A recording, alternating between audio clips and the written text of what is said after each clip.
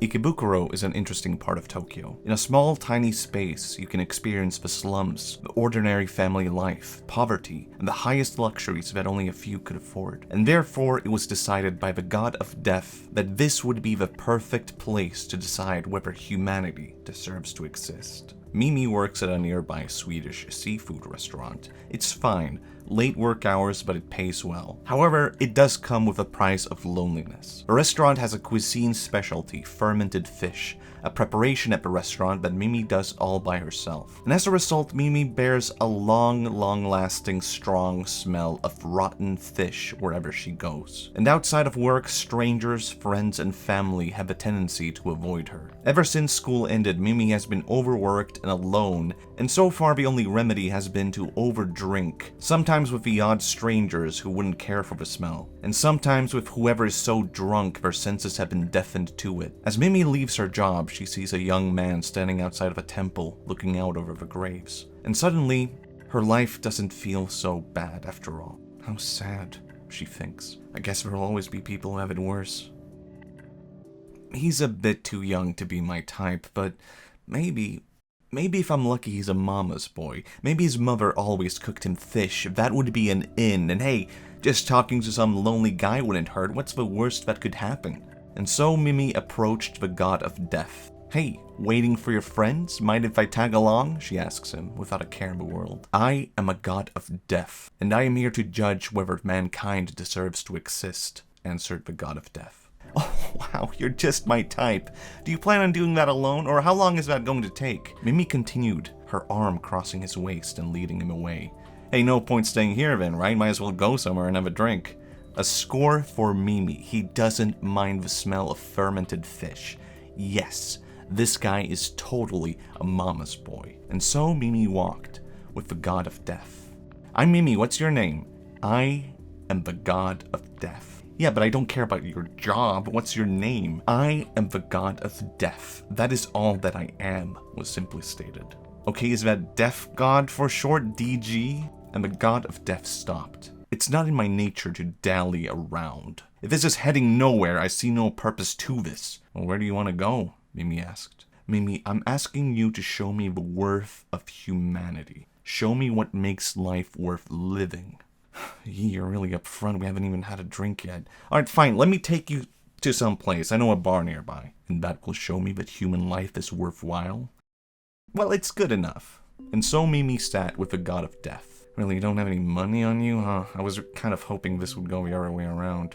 Well, this is the price I pay for company. DG, what's up with you? Why are you so strange? What's up with the whole death god thing? I really can't tell if you're insane or if this is some kind of comedy bit. Are you in a comedy troupe? Are you the straight man in the group or more of a solo act? The god of death sat there, still, as if lifeless, and began to speak. I was the fool. For the entirety of my existence, I held in vain that my work would lead to something. But it all leads nowhere. Life itself is nothing but suffering, a series of problems faced by billions. Life is pointless suffering, something better avoided, a waste of everyone's time. And now the best thing I could do is end life itself. Every single problem in the world could come to an end tonight. The god of death looked to Mimi. And what brings you here? Yeah, same. My work sucks. I think about quitting like every single day, but it's like, what else am I supposed to do? No one else wants to deal with fermented fish or prepare a restaurant in the morning, so it pays well, but it's not like there's anything else I'd like to do, so... Yeah, no, I totally get you. I meant right now, said the god of death. How do you currently escape from the present? Escape? No, this is what life is all about. You have to go out and meet people, talk to strangers, you never know what will happen. It was then that a loud, obnoxious voice was heard from somewhere else in the bar. Hey, Chief, what are you hiding a corpse back there? What's up with the smell? It's disgusting. Get a fan blowing or something. And the barkeeper approached her. Alright, Mimi, I think it's time for you to leave. What? But we just got here. I know you have your work and all, but I don't want to turn customers away. I'll give you a free drink and meal next time. That's what you said last time. And so Mimi and the god of death once again found themselves on the streets of Ikabukuro. And the god of death stated, as you should have come to realize, little can be done to avoid life's problems. After all, you are well aware of your situation, and yet you have done nothing to change it. Hey, come on, don't talk to me like that. I have to pay rent somehow. Well then, said the god of death. If this was the last hope of humanity, then humanity will cease to exist. Oh my god, shut up. I'm thinking of somewhere else to go, but it's not like you have any suggestions. The god of death turned to Mimi. Mimi, I do not think you fully comprehend the situation. I am here to judge mankind, and if I am unconvinced by the time the sun rises, then humanity will cease to exist. DG, are you serious? Do you really think you're some kind of god?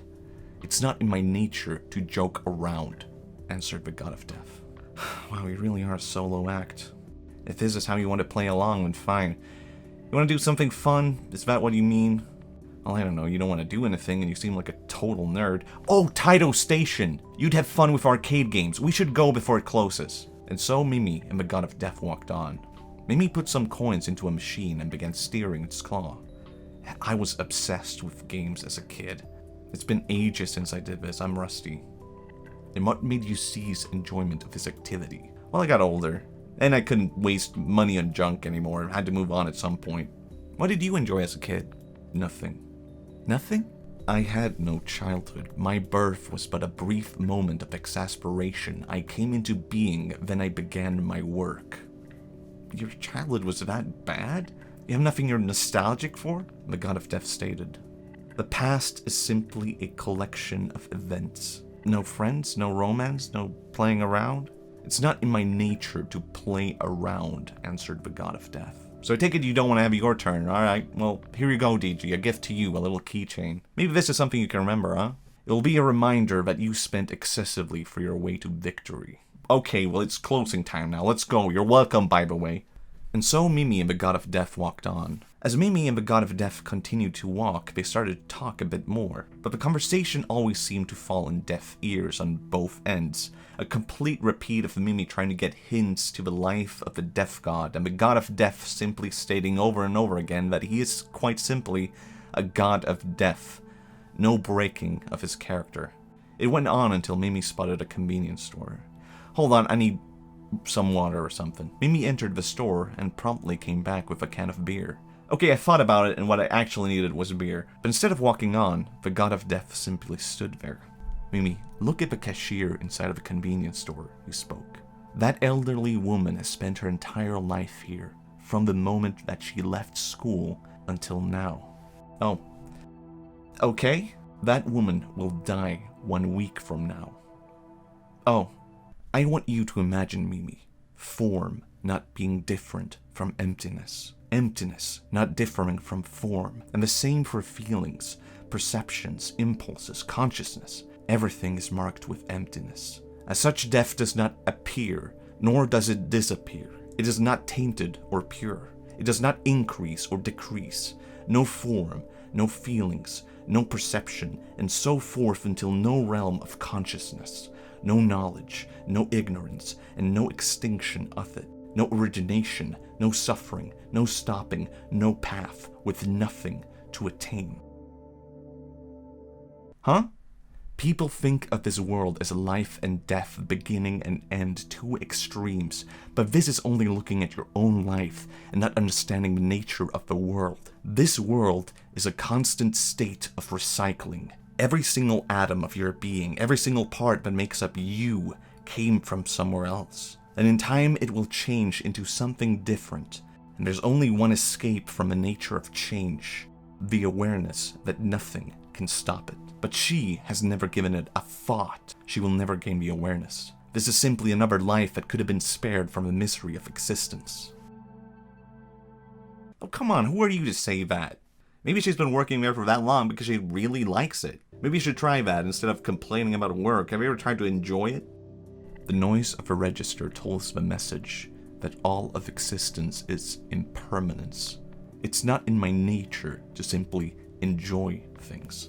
And so Mimi and the god of death walked on, and this time Mimi decided, for a change of pace, she took the god of death as if it were all completely real. and she tried to convince a god of death to not end all of humanity. But what could he possibly talk about to convince an otherworldly being to not end all of humankind? So she spoke of the great accomplishments of great people, and how cultures have made great art throughout our entire history, and despite our differences, we have managed to come together. But the hours went on, until there was little left to talk about. The silence of the south of Ikabukuro is quite jarring compared to the north. The houses are tightly knit together, cozy, quite cleaner, and more expensive than anywhere else in the area. It's a nice place for a walk, said Mimi. It's quite the contrast to where I live. Oh, DG, you really bummed me out. I could never afford a place like this. You're really making me feel like everything's hopeless or something. Standing together at Toshima Park, the sky slowly grows brighter. And Mimi knows that this is it. If it just so happens to be the case that this god is going to end all of humankind, then it's only moments from now. Well then, it would seem we have reached the end of Ikabukuro, said the god of death. And you're unconvinced? Humanity is going to die? Just like that, everything comes to an end? Just like that, said the god of death. And Mimi began looking around the park as if looking for one last thing to hold on to, something that could be convincing, one last thing. But there was nothing. So, just like that, it's all over. Huh. Tell me, DG, was there anything I could have done? I don't get it. Why did we spend all night like this? What were you trying to do? But the god of death stood still. His gaze no longer looked to Mimi, as if his mind had already been made up, and anger began to fill her. Well, I guess that's what you wanted all along, huh? You're so selfish. Of course you never cared about anything I talked about. You don't care about the world. But I guess this is your fantasy, huh? Sure, go on and tell yourself that. Everything will be gone and nothing matters, because that's what you really want, isn't it? You want an entire world where there's nothing left but you. You are wrong, Mimi, said the god of death. When mankind is gone, I will no longer be necessary, and I too will cease to exist. You too? And it was then that it struck her. Hey, DG, this isn't really about ending mankind, is it? Silence. Were you hoping to find something? What were you looking for? I was looking for anything. But whether it's the past, present, or future, life is nothing but a series of meaningless problems. It would benefit everyone if it all came to an end. No, stop saying things like that. It's not about that. You are wrong. No, well, okay, maybe life is full of problems, but how could you say something like that? That people or everything is meaningless. How do you know? But the god of death stood as if fixed. Come on, DD, your past couldn't possibly all have been bad, but even then, that doesn't mean things can't change now. It doesn't mean that everything around you will be bad forever. It doesn't mean nothing will change. The god of death turned to her. And who are you to tell me these things, Mimi? I'm no one. I'm not anyone special. I'm just a girl who smells like rotten fish. Is that so bad? DG, you've been talking about this all night, and I understand you've had all of eternity to tell yourself these things, but even you can be wrong, right? Even a god can make mistakes like the rest of us, right? And I don't know how to convince you because I'm nothing compared to you. A god who has had all of eternity to convince themselves of anything. Maybe you're right about the world. If you can end it all just like that, I guess it's all true, nothing matters. But it had to be you, DG. I've been trying to understand you all night, but I can't help you change the world. You had to be there. You needed a meaning. You had to give yourself anything. You keep saying everything is meaningless. So what? You decided that means hopeless. If it doesn't mean anything, why have you made up your mind about it? Why is that bad? The whole world is here right now and nothing is different after you decided it was worthless. So you make up your mind, DG. Either nothing means something or it means nothing. And everything is equally meaningful right here, right now. And if it really is the case that a god can be wrong, that you really were looking for anything, then for once in your life, you are wrong. It was with dawn rising that the birds began to fly down to the trees of the park, and seemingly mankind had not come to an end. So is it going to be fine? Mimi asked and turned her head to the god of death, but the god of death was no longer there. Ikabukuro is an interesting part of Tokyo. In a small, tiny space, you can experience all that life has to offer. It was morning, and from one of the streets in Ikabukuro, a pungent smell blew out of the kitchen of a Swedish seafood restaurant.